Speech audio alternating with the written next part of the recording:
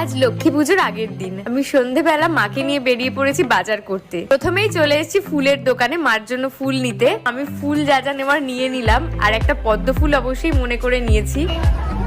ফুল নেওয়ার পর আমি চলে এসেছি মায়ের জন্য জামা কাপড় কিনতে। এই লালটা আমার খুব পছন্দ হয়েছে অনেক ঘাগরার মধ্যে। এই মাঠে প্রত্যেক বছর লক্ষ্মী পুজোর আগের দিন অনেক বড় বাজার বসে।